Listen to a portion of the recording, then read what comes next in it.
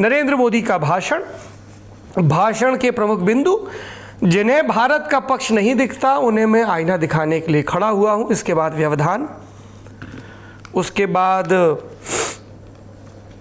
भारत ने 6 मई की रात 7 मई की सुबह जैसा तय किया वैसी कार्रवाई की। 22 मिनट में 22 अप्रैल का बदला लिया गया। तीसरा और महत्वपूर्ण जो एक बिंदु है, आदरणीय अध्यक्ष जी, एक महत्वपूर्ण काम हुआ।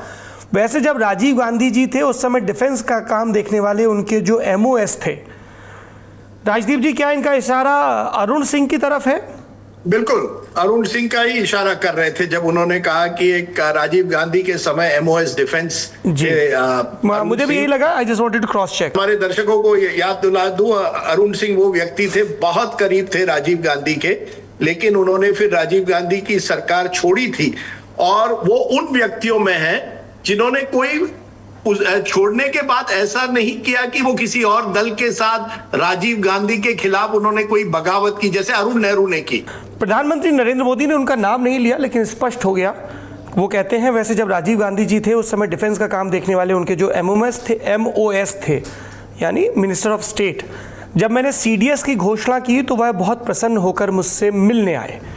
और क्या कहते हैं प्रधानमंत्री, भारत ने न्यू नॉर्मल सेट कर दिया। हमले के बाद मास्टरमाइंड को अब नींद नहीं आती। हालांकि कई लोगों ने ये सवाल पूछा कि इन हमलों के या 26/11 के हमलों के या उसके बाद के भी हमलों के जो मास्टरमाइंड हैं, जो मेन व्यक्ति हैं, जो भारत के 3 सबसे बड़े दुश्मन आतंकवादी हैं, वो अभी तक सुरक्षित घूम रहे हैं। मसूद अजहर का जिक्र होता है, सलाउद्दीन का जिक्र होता है, इन सब का जिक्र होता है। चूँकि सबकी नज़र थी कि सदन में ऑपरेशन सिंदूर पर चर्चा हो और उस पर जो सवाल पूछे गए हैं विपक्ष के द्वारा, और अगर कभी पक्ष में कोई हिम्मत करे तो वो भी उस पर प्रधानमंत्री जवाब दें। प्रधानमंत्री के जवाब की मैंने कुछ मुख्य बातें बताई। अब मैं आप लोगों की राय सुनना चाहता हूँ। राजदीप जी, आपको हमेशा शिकायत रहती है कि आपका नंबर आखिरी में आता है, हिमांशु का पहले। इस बार आपसे शुरू करते हैं। देखिए, आप प्रधानमंत्री के भाषण पर पहले फोकस करना चाहते हैं, राइट? जी बिल्कुल। देखिए, प्रधानमंत्री का भाषण पहले 45 मिनट के लिए मुझे लगता है सुपर्ब था। 45 मिनट में उन्होंने जिस तरह से अपनी बात रखी, बहुत ही अच्छी तरह से रखी। प्रधानमंत्री वैसे ही अच्छे वक्ता है। मुझे जो एक तरह से शिकायत यह है कि वो ज्यादा क्यों नहीं आते संसद में और इस तरह के भाषण देते हैं या जवाब देते हैं। लेकिन पहले 45 मिनट के लिए मुझे लगता है प्रधानमंत्री ने एक तरह से एक व्यापक दृष्टि से, गंभीरता से अपनी बातें देश के सामने रखी और अपने सरकार को डिफेंड किया, स्पष्टीकरण किया कि ऑपरेशन सिंदूर से देश को क्या फायदा हुआ है। उन्होंने पाकिस्तान को भी मैसेज भेजा और विपक्ष को भी मैसेज भेजा। मुझे लगता है ये 102 मिनट का भाषण था कुल मिलाकर, यानी 1 घंटा 42 मिनट। 1 घंटे के बाद मुझे लगता है वो डोमेस्टिक पॉलिटिक्स में ज्यादा घिर गए। शुरुआत में उनका एम्फेसिस था ऑपरेशन सिंदूर, हमारे जो जवान थे, हमारे डिफेंस फोर्सेस थे, उन पर उन्होंने जोर दिया।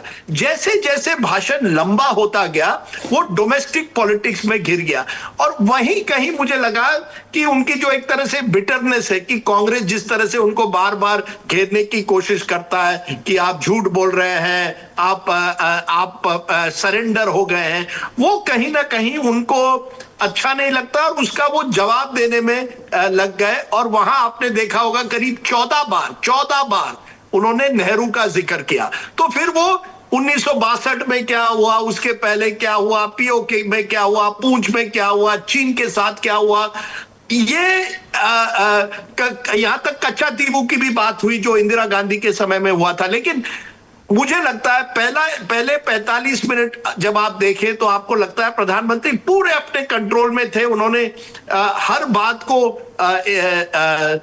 जवाब देने की कोशिश की। एक अगर मैं कहूं एक माइनस मार्क था कि उन्होंने पहलगाम में जो सिक्योरिटी लैप्स हुआ उसकी जवाबदेही कौन लेगा और किस तरह की जवाबदेही होगी, उस पर उन्होंने जोर नहीं दिया। मुझे अभी भी याद है जब 2008 में मुंबई का हमला हुआ था, प्रधानमंत्री यहां ट्राइडेंट होटल के सामने आए थे जब टेरर और हमारा एंटी टेरर ऑपरेशन तब चल रहा था। टेररिस्ट अभी तक पूरी टेरर ऑपरेशन खत्म भी नहीं हुआ था। प्रधानमंत्री ने मनमोहन सिंह जी की आलोचना की थी और जवाबदेही मांगी थी। अब आज जब विपक्ष जवाबदेही मांगता है तो मुझे लगता है प्रधानमंत्री ने पहलगाम साइबर सिक्योरिटी लैब्स के बाद क्या कदम उठाए जाएंगे या कोई तो अकाउंटेबिलिटी लेगा, शायद इसका जिक्र तो कर लेते। लेकिन ओवरऑल मैं कहूंगा कि प्रधानमंत्री का भाषण was for the first hour first rate. और नरेंद्र मोदी जी की एक खासियत है कि जब वो संसद में बैठते हैं, माइक उनके साथ है, कोई टेलीप्रॉम्प्टर भी नहीं है संसद में। उनके जो क्रिटिक्स है ये भी जान ले, जब मोदी जी वहां पार्लियामेंट में बैठते हैं उनके सामने टेलीप्रॉम्प्टर नहीं होता है। कई लोग कहते हैं मोदी जी टेलीप्रॉम्प्टर के बगैर भाषण नहीं दे सकते, संसद में कोई टेलीप्रॉम्प्टर नहीं होता है। लेकिन उनमें ये एक खासियत है कि एक बार उस तरह के ऑडियंस में उनके लोग वहां वाहवाही करने के लिए तो तैयार थे, मोदी मोदी, वो तो पॉलिटिकल रैली की तरह पार्लियामेंट को बनाते हैं। उस माहौल में राहुल गांधी डायरेक्टली उनके सामने, नरेंद्र मोदी तैयार हो जाते हैं। लेकिन जो लास्ट 40 मिनट्स था, मुझे नहीं लगता उनको इतिहास में जाने की जरूरत थी। हम 2025 में हैं, नेहरू जी ने क्या किया नहीं किया मुझे नहीं लगता इसकी जरूरत थी। उससे मुझे लगता है प्रधानमंत्री जी का कद जो है वो उस लेवल पर नहीं रहता है, एक बिटरनेस नजर आती है। फाइनल पॉइंट जो ट्रंप का मामला उठा है, सीज फायर का मामला, कहीं ना कहीं प्रधानमंत्री ने कहा है कि हमारे किसी विदेशी देश ने या नेता ने हम पर दबाव नहीं डाला है। फिर भी सवाल तो रहेगा ही कि डोनाल्ड ट्रंप ने वो अनाउंसमेंट क्यों की, किस तरह से 10 तारीख को, क्या वजह थी कि डोनाल्ड ट्रंप को लगा कि मैं ये अनाउंसमेंट करूंगा। और भारत ने उस समय एक तरह से अमेरिका को कम से कम पब्लिकली नहीं लेकिन प्राइवेटली कहना चाहिए था कि दैट वाज रॉन्ग, ये गलत है, आप इस तरह से अनाउंसमेंट करके एक तरह से हमारे स्ट्रेटेजिक ऑटोनॉमी पर एक सवाल उठा रहे जो हमें अच्छा नहीं लगा। पर ये शायद आप पब्लिकली पार्लियामेंट में नहीं कह सकते, लेकिन होपफुली प्रधानमंत्री ने प्राइवेटली तो अमेरिका को ये संदेश दिया कि हमें ये पसंद नहीं आया है। But overall I would say it was a very good first rate speech. Rahul sir. Saurabh, I think mister Modi speech, हम ये कह रहे हैं कि ये शुरू में ऐसा था, बाद में डोमेस्टिक उस पर आ गया। देखिए, अब नई बात नहीं है, ये मेरे ख्याल से पिछले 30-40 साल हो गए हैं कि पार्लियामेंट के अंदर जो भी इशू आता है वो उस इंटरनेशनल हो नेशनल हो, वो डोमेस्टिक थिएटर के लिए होता है। और 1 घंटे का आतंकवादी हमला और 4 दिन की स्कर्मिश या वॉर जिसे कहेंगे आप, वो 4 साल तक पॉलिटिकल नैरेटिव बननी है।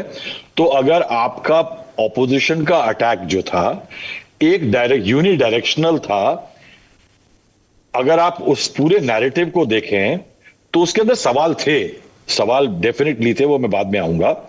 लेकिन आप देखिए कि एक एक करके सारे इश्यूज पे अगर पिछले कुछ सालों का ट्रैक रिकॉर्ड भी देखें तो पहले हिंदुत्व जो बीजेपी का स्ट्रांग पॉइंट है उसको डिमोलिश करने के लिए हुआ, नेशनल सिक्योरिटी का अभी भी हुआ, पहले भी हुआ, नेशनल इकोनॉमी का जो इशू है कि इकोनॉमी बढ़ रही है सरकार का। तो जो नरेंद्र मोदी के प्लस पॉइंट्स हैं उन पे अटैक जो है अगर होगा तो प्राइम मिनिस्टर की स्पीच उसको एड्रेस नहीं करे। देखिए, आप ये याद रखिए कि मेरे ख्याल से इवेंचुअली जो पार्लियामेंट की डिबेट है ये 2 नैरेटिव्स के क्लैश बन चुका है, Narendra Modi narrative and Rahul Gandhi narrative. और इन दोनों के बीच जो नैरेटिव लड़ाई है या जो क्लैश है वो ही उनके एमपीज का नैरेटिव है। आप ये देखिए कि अगर वो राहुल गांधी के नैरेटिव से एग्री नहीं करता है तो वो शशि थरूर और मनीष तिवारी बोलने वालों की लिस्ट में नहीं है। दूसरी तरफ अगर आप देखें तो बीजेपी के जो एमपीज हैं, उनकी बॉडी लैंग्वेज अगर आप नरेंद्र मोदी के भाषण के दौरान देखें तो it is basically they are looking eagerly, Narendra Modi की तरफ देखते हैं कि अब वहां से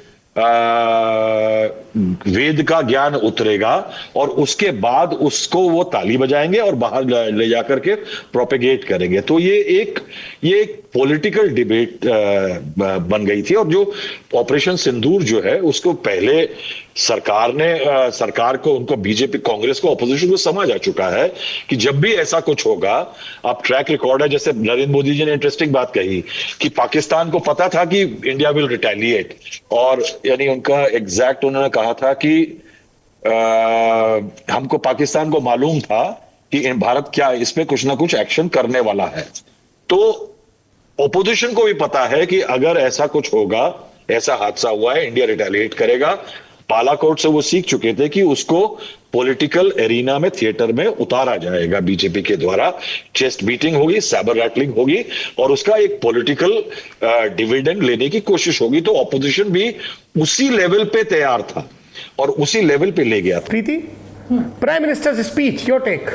prime minister speech, my take, oh god, जब इतने सारे दिग्गजों ने अपना टेक दे दिया है, पर व्हाट आई थिंक सौरभ, मुझे नहीं लगता, जैसे जो बार बार राहुल गांधी ने बोला कि बोल दीजिए कि ट्रम्प झूठ बोल रहा है, मुझे नहीं लगता कि प्रधानमंत्री जी को वो बोलना चाहिए था। I think in that respect he played the part by saying very clearly, उन्होंने एक चीज साफ कर दी कि देखिए किसी भी वर्ल्ड लीडर ने इंटरफेयर नहीं किया, उसमें ट्रम्प भी आ गए, तो उसमें ट्रम्प भी आ गए। तो आई थॉट कि वो मतलब जरूरी नहीं था, because diplomacy is a way that it has to be dealt with and it can not happen like that, number one.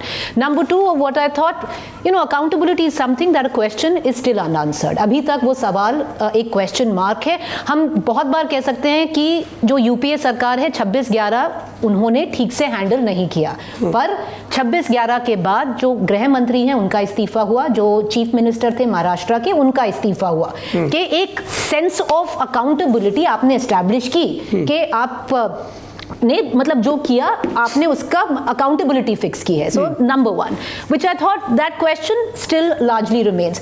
I also think that he spoke very well, the Prime Minister, and one thing I realize, especially with the youth जो young है, कि बार बार नेहरू जी का नाम invoke करना या नेहरू का नाम invoke करना हम सुन चुके हैं। मैं नेता प्रतिपक्ष राहुल गांधी के भाषण की तरफ जा रहा हूं। उसमें कई सवाल पूछे गए, ये हम इसलिए आपको समरी बता रहे हैं ताकि आप ये तय कर पाएं कि क्या सवाल पूछे गए और क्या क्या जवाब मिले। राहुल गांधी की स्पीच के मुख्य बिंदु, जब मैं किसी फोर्स के व्यक्ति से हाथ मिलाता हूं तो पता चल जाता है कि किसी टाइगर से हाथ मिला रहा हूं, और टाइगर को सर पूरी फ्रीडम देनी पड़ती है। Political will and freedom of operation, ये दो शब्द हैं। और उन्होंने कहा कि हमने अपने जवानों को, अपनी सेना को फ्रीडम ऑफ ऑपरेशन नहीं दी पूरी तरह। उन्होंने कहा कि आप 71 की लड़ाई का ऑपरेशन सिंदूर से जिक्र कर रहे हैं। 71 में मानिक शाह ने कहा गर्मी में ऑपरेशन नहीं कर सकता, 6 महीने लगेंगे। इंदिरा जी ने कहा 6 महीने लगे, साल या जितना भी वक्त लीजिए, आपको फ्रीडम होनी चाहिए और freedom of action, freedom of manoeuvring भी होनी चाहिए।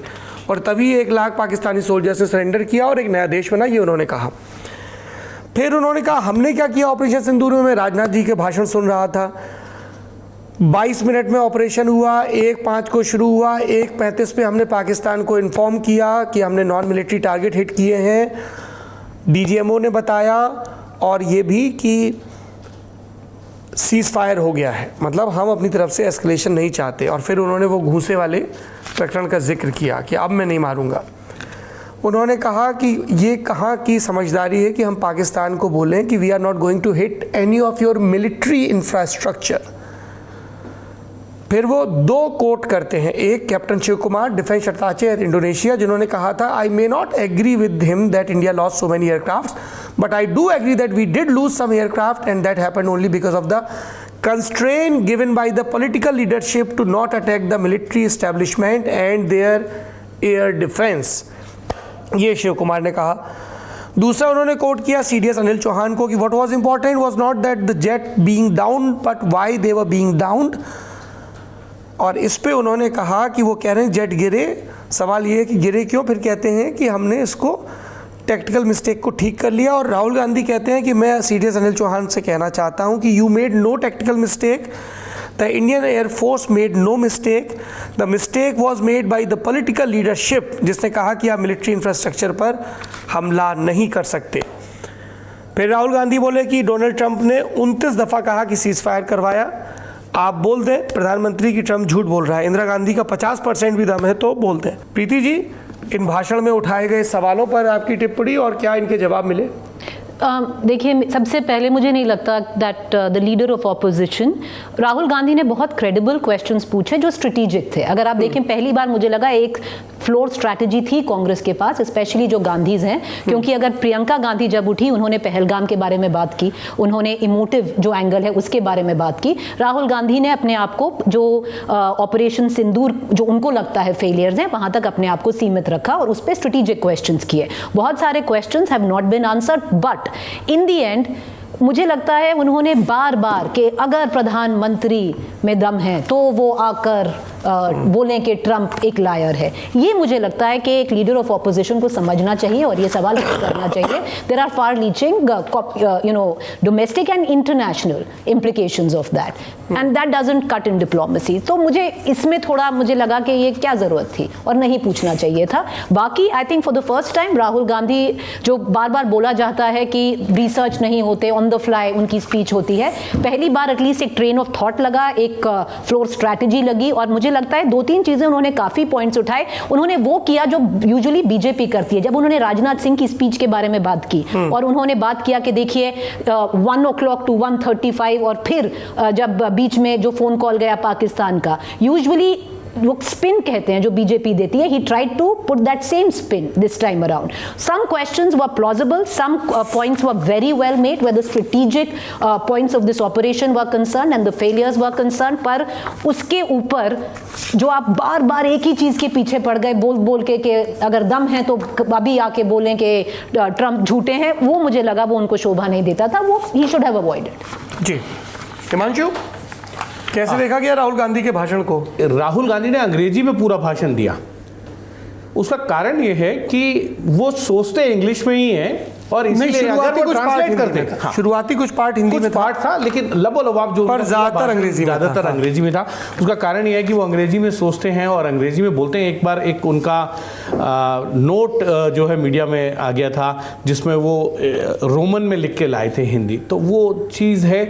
बाकी चीज़ें उन्होंने स्ट्रेटेजिक तौर पर सरकार को घेरने की कोशिश की। उन्होंने सीडीएस को कोट किया, उन्होंने आर्मी चीफ को कोट किया, उन्होंने एयरफोर्स के चीफ के जो बयान हैं उनको कोट करके सरकार को घेरने की कोशिश की है। लेकिन सरकार की तरफ से क्योंकि उस तरीके के जवाब नहीं आए जो जवाब वो चाह रहे थे, क्योंकि अंतिम वक्ता जो है वो प्रधानमंत्री थे और प्रधानमंत्री के पास या अंतिम वक्ता के पास हमेशा ये मौका होता है कि वो अच्छे से जवाब दे और जिन चीज़ों का जवाब देना है उनका जवाब दे दिया। जिनको उनको लगता था कि ये इन चीज़ों पर जवाब नहीं देना चाहिए, वो शायद प्रधानमंत्री ने उन चीज़ों को टाला और उनको याद दिलाया कि हिस्ट्री में जब भी कांग्रेस या कांग्रेस के गठबंधन की सरकार रही है उन्होंने किस तरीके से जो है वो गलतियां की हैं, जिसका खामियाजा जो है आज भी भारत की जनता जो है वो भुगत रही है। ओके राहुल सर, राहुल गांधी की स्पीच की एक बड़ी आउटलाइन ये है कि एक सेंस ऑफ ऑपोजिशन में होता था, there is to be those holy cows, जिनको आप हमला नहीं करेंगे, there is to be kid gloving on certain issues। Rahul Gandhi ने वो ग्लव्स उतार दिए हैं एंड ही, जैसे कि एक समय कांग्रेस के अंदर विचार आया था कि बीजेपी और उसकी पॉलिसीज को हमला करो, नरेंद्र मोदी को मत अटैक करो, but Rahul Gandhi has dropped that hesitation.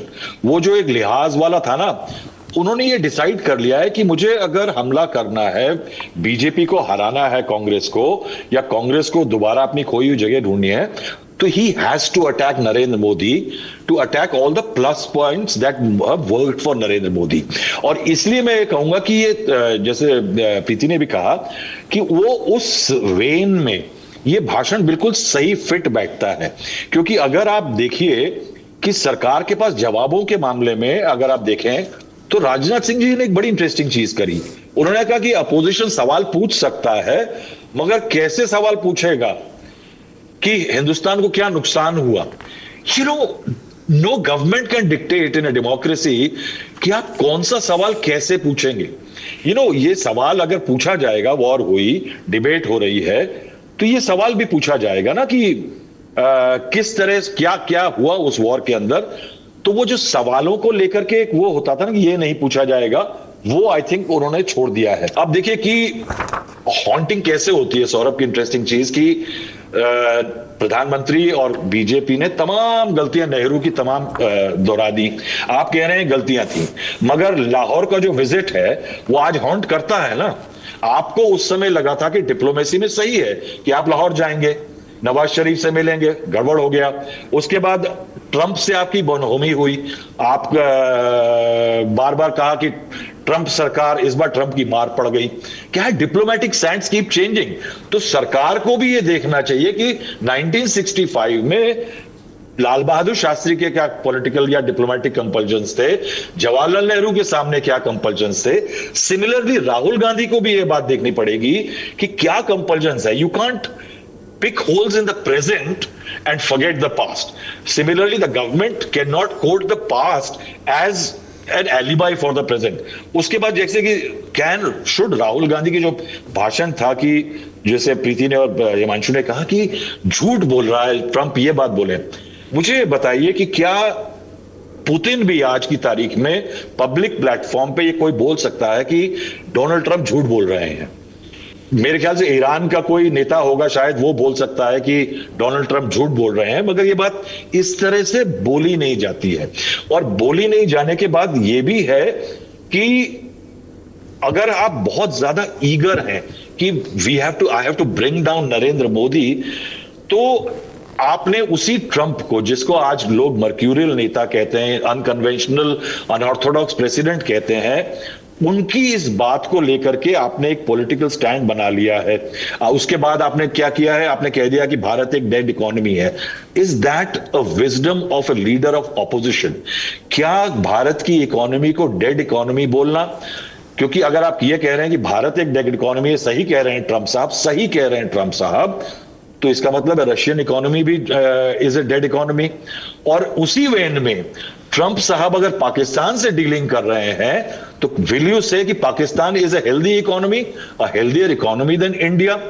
क्या आप इस तरह के ट्रंप जैसे रिमार्क्स पे, क्योंकि Trump is playing a global business trade game, उस आदमी की स्टेटमेंट पे आप अपनी पूरी पॉलिटिक्स बेस कर देंगे। आज मान लीजिए 3 महीने बाद, 2 महीने बाद ट्रंप और मोदी फिर हाथ मिलाने लगते हैं, उस समय पे आपका स्टैंड क्या होगा?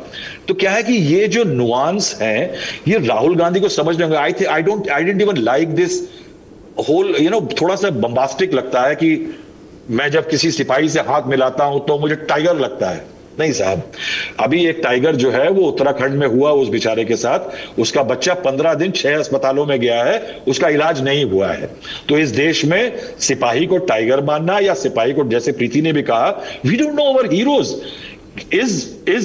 आर अवर लीडर्स, हमारे ऑपोजिशन के नेता भी बात कर सकते हैं ना कि कौन से सोल्जर्स हैं। क्या है कि वो होल पूरी डिबेट जो है इतनी पॉलिटिसाइज्ड है, और वो नुआंसेस को और तमाम रियलिटीज को, ग्लोबल को दरकिनार करके चल रही है। I will say the best speech of the whole Lok Sabha debate was delivered by Priyanka Gandhi. जो सबसे बड़ा मुद्दा है कि एक टेरर हमला अगर एक वॉर ट्रिगर कर सकता है, तो उस टेरर हमला हुआ क्यों? Why did that terror attack happen? 1 घंटा तक सिक्योरिटी वाले क्यों नहीं थे? और उसके बाद कंपल्शंस को ध्यान में रखते हुए, हालांकि प्रियंका गांधी ने कहा कि उस समय विलासराव देशमुख जी का इस्तीफा हुआ था बॉम्बे अटैक के बाद, हमें और राजदीप को मालूम है कि वो इसलिए हुआ था कि वो पब्लिक में बड़ी हल्ला मच गया था कि विलासराव देशमुख जी आतंकी हमले के बाद एक 5 सितारा होटल के अंदर रामगोपाल वर्मा के साथ पहुंच गए थे देखने के लिए, तो उन पे आरोप लगे कि यहाँ पे फिल्म शूटिंग के लिए प्लान बना रहे हैं अपने बेटे के साथ पहुंच करके, और उस दबाव के बाद इस्तीफा हुआ था। और शिवराज पाटिल का इस्तीफा इसलिए भी हुआ था कि वो उन पे बहुत ज्यादा पब्लिक आउटक्राई थी एक फेलियर्स के कारण, और कहा यह गया था कि एक दिन में 4 बार वो कपड़े बदल करके पहुंचे थे, हर इवेंट पे वो अलग कपड़े में थे, इफ राजदीप रिकॉल्स राइटली। तो क्या है, लेकिन मैं ये कहूंगा कि प्रियंका गांधी और even I think Asaduddin Owaisi, contentious issues politely delivered in parliament, बहुत बॉम्बास्टिक चीजें नहीं बोली गई, सामरिक चीजों को फोकस में रखा गया। I think that way Rahul Gandhi has arrived as a challenger to Narendra Modi, मगर I think he has lot miles to go as a credible opposition leader. बताइए राहुल गांधी की स्पीच पे आपकी राय। मुझे लगता है राहुल गांधी ने भी अपनी जो पार्लियामेंट स्पीचेस में है, उनमें से इस स्पीच में एक ट्रेंड ऑफ थॉट था। आप उससे सहमत है, असहमत है, वो बात अलग है, लेकिन उन्होंने पॉइंटेड सवाल तो जरूर उठाए जिसको आप नकार नहीं सकते। आपको आश्चर्य होगा, राहुल गांधी को डिफेंस के मामले में बहुत रुचि है एट अ पर्सनल लेवल। वो कई मिलिट्री लोगों से मिलते हैं ऑफ कैमरा, वो पढ़ते हैं उनको। अगर आप कोई आर्टिकल उनके ये मिलिट्री लोग मुझे कहते हैं अगर उनको कुछ आर्टिकल भेजे, रिटायर्ड जनरल्स उनको कुछ आर्टिकल भेजे, उनको पढ़ते हैं, उन पर सवाल उठाते हैं तो उनको रुचि है। आपको याद होगा वो स्टैंडिंग कमेटी ऑफ डिफेंस पे उन्होंने वो बैठे हैं क्योंकि उनको डिफेंस मैटर्स में पर्सनल एक इंटरेस्ट है। तो जब उन्होंने अपनी स्पीच की तो जो उन्होंने मुद्दे उठाए उन्होंने कोशिश की कि मैं उसे एक स्ट्रेटेजिक लेवल पर लेकर जाना चाहता हूं, मैं वो मुद्दे उठाना चाहता हूं जिससे मुझे लगता है कि हमारी सेना और हमारे नेशनल सिक्योरिटी से जुड़े हुए हैं। अब आप जैसे मैंने कहा उनसे माने ना माने कि क्या उन्होंने बार बार ये पूछना चाहिए कि क्यों हमारे जेट्स गिराए गए पहले दिन, क्या उन्होंने पूछना चाहिए कि how equipped are we to fight battles like this. ये जब जो सवाल उठाए कई लोग कहते हैं ये एंटी नेशनल है, लेकिन मुझे लगता है इस देश में सवाल उठाना एंटी नेशनल नहीं है, सवाल ना उठाना ज्यादा एंटी नेशनल है। तो राहुल गांधी के सवाल उठाने पर मुझे नहीं लगता किसी को कोई एतराज होना चाहिए। प्रॉब्लम क्या है कि राहुल गांधी की जो स्पीचेस होती है दे आर अनफिल्टर्ड, कोई फिल्टर नहीं होता है। तो जो वो एक तरह से जो न्यूएंस जो राहुल जी ने अभी बात की कि न्यूएंस होना चाहिए, हर मुद्दे को आप ब्लैक एंड व्हाइट दृष्टि से नहीं देख सकते। जैसे जब इकोनॉमी पर कहते हैं कि डेड इकोनॉमी है, अरे बाबा ये कहना कि भारतीय इकोनॉमी में कमजोरियां हैं आप जरूर कह सकते हैं, लेकिन कहना कि हमारी इकोनॉमी डेड है गलत है। उसी तरह से यह कहना कि हमारी डिफेंस फोर्सेस बिल्कुल हताश है ये कहना भी गलत है। हमारी डिफेंस फोर्सेस में कुछ गलतियां हुई होगी, खास करके 7 की रात को कुछ उन्होंने सुधार भी किए और 9-10 को पाकिस्तान को मुंह तोड़ जवाब दिया। तो वो जो न्यूएंस आता है ना, वो राहुल गांधी जिस तरह से के व्यक्ति है, एक तरह से मैं उनको कहता है परमानेंट एंग्री यंग मैन। जब आप परमानेंट एंग्री यंग मैन है ना तो आप न्यूएंस को नहीं देखते, आप देखते हैं मेरे सामने नरेंद्र मोदी है, मैं नरेंद्र मोदी से डरता नहीं हूं, मैं नरेंद्र मोदी को वो सवाल पूछूंगा जो बाकी नेता पूछने से डरते हैं। तो अगर ये आपकी एक तरह से एक वर्ल्ड व्यू है तो राहुल गांधी के स्पीच में मुझे लगता है उन्होंने अपने ढंग से सवाल पूछे जिसका सरकार पूरी तरह से जवाब नहीं दे पाई। लेकिन जब वो कहते हैं Jaishankar ji I don't know which planet you are from, कहां से आप आते हैं, ये I don't think that's necessary to say. उसी तरह से आप कह सकते थे कि हमारे कूटनीति पर, हमारी डिप्लोमेसी पर, हमारे एक्सटर्नल अफेयर्स में कई कमियां हैं और वो लिस्ट आउट कर दीजिए। पर यह कहना कि I don't know which planet you come from, prime minister liar, जब आप इतने गुस्से में कभी कभी बोल देते हैं तो वो कई जो सामान्य व्यूअर्स हैं उनको अच्छा नहीं लगता है। I think Rahul Gandhi has a lot of content, आप उनके कंटेंट में है कुछ जो जिसको आपको सुनना चाहिए और मुझे लगता है इस स्पीच में उन्होंने वो कंटेंट रखा। लेकिन क्योंकि वो एक्सट्रीम में बात करते हैं कि हमारी बिल्कुल कूटनीति खत्म हो गई है, डिप्लोमेसी खत्म हो गई है, हमारे डिफेंस फोर्सेस हताश है, और बाहर पार्लियामेंट में आकर ट्रम्प के बात कहना इकोनॉमी डेड है, जब आप इतने एक्सट्रीम में बात करते हैं तो जो मिडिल ग्राउंड है, जो सेंटर है, उसे आप खोल लेते हैं। अब आप राहुल श्रीवास्तव ने बड़ी अच्छी बात कही कि प्रियंका गांधी वाड्रा ने क्या किया, वो इमोशनल लेवल पर चली गई। उन्होंने कई नामों की जिक्र किए जिनका उस फुल लिस्ट का जिक्र किया जो पहलगाम में जिनको मारा गया, और बार बार पूछती रही क्या वो भारतीय है नहीं है, भारतीय है नहीं है, ये भारतीय है, भारतीय है, ये कहती रही क्योंकि वो ये दिखाना चाहती थी कि भाजपा जो है वो लोगों को हिंदू मुस्लिम में बांटना चाहती है, जबकि ये सब लोग जो पहलगाम में मरे वो पहले भारतीय थे। अब देखिए किस तरह से वो बात हो जाती है, पूरा पार्लियामेंट, आप उसका जवाब क्या देंगे? जब कोई व्यक्ति कहे कि ये नाम है, ये सब भारतीय है और बीजेपी इसे हिंदू मुस्लिम की तरह ना देखे तो लोग सहमत करेंगे। तो आई थिंक ये जो एक तरह से एक मैच्योरिटी होनी चाहिए, that is important. But overall I would say Rahul Gandhi, आपने कई कोट्स भी दिए सौरभ जी, जनरल सिंह के, अनिल चौहान के, शिव कुमार के, ये जो कोट्स दिए इसका मतलब है Rahul Gandhi had come prepared. इसी राहुल गांधी की जिस तरह से नरेंद्र मोदी पर आरोप क्या लगता है कि बगैर टेलीप्रॉम्प्टर के नरेंद्र मोदी भाषण नहीं दे सकते, उन्होंने पार्लियामेंट में दिखा दिया कि बगैर टेलीप्रॉम्प्टर वो बड़ा अच्छा भाषण दे सकते हैं। राहुल गांधी पर आरोप क्या लगता है कि वो बगैर नोट्स के सदन में आते हैं और भाषण देते हैं, उन्होंने बता दिया उनके पास नोट्स भी थे और उन्होंने भाषण, मुझे लगता है, अच्छा भाषण दिया। आदेश रावल जी हैं हमारे साथ। हमने नरेंद्र मोदी और राहुल गांधी की स्पीचेस में बहुत बात सुनी, उसके अलावा और कौन सी स्पीचेस हैं जो आपको लगता है कि हाईलाइट की जानी चाहिए? देखिए, मुझे लगता है कि एक स्पीच है प्रियंका गांधी की जो काफी अच्छी स्पीच थी, हिंदी में थी, उसमें भावनाएं थी, उसमें फैक्ट्स थे, उसमें इतिहास था और उसमें उन्होंने अपनी दादी की लेगेसी को क्लेम किया। और दूसरी स्पीच थी डीएमके के सांसद कानिमोझी की, जो कि उस डेलीगेशन में गई थी विदेश, जो भारत सरकार की तरफ से गया था। उसके बावजूद उन्होंने बहुत अच्छी स्पीच दी इंग्लिश और हिंदी में। हिंदी थोड़ी कम थी, लेकिन इंग्लिश में जो उन्होंने शब्द इस्तेमाल किए, जो उनकी भाषा पे पकड़ थी और जो उनके सवाल थे, सरकार को उन्होंने पूरी तरीके से कटघरे में खड़ा किया और वैलिड सवाल पूछे।